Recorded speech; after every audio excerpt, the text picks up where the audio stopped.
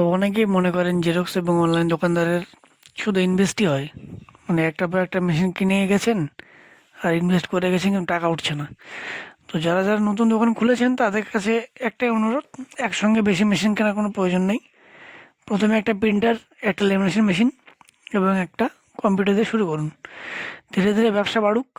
যেহেতু এখন অনলাইন এবং জেরক্সের ব্যবসা আগের মতো নেই, সেহেতু ধীরে ধীরে মেশিন কিনুন এবং ব্যবসাটা বাড়ানোর চেষ্টা করুন।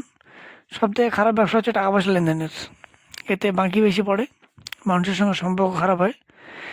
অনলাইন দোকানের পাশাপাশি যদি আপনি পারেন অন্যান্য বিজনেস, যেমন প্রিন্টিং বিজনেসটা করতে পারেন, ফটো ফ্রেমের বিজনেসটা করতে পারেন।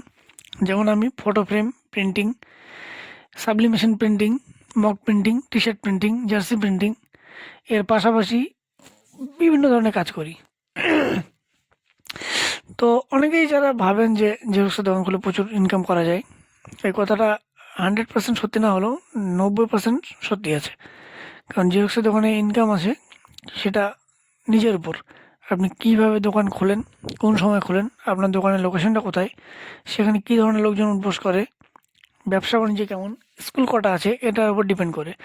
তাই আন্দাজে না জেনে না শুনে হট করে দোকান খুলে নেওয়াটাও ঠিক না। আর যদি দোকান খোলার ইচ্ছা থাকে তাহলে কারো কথা পরামর্শ ছাড়াই দোকান খুলতে পারেন।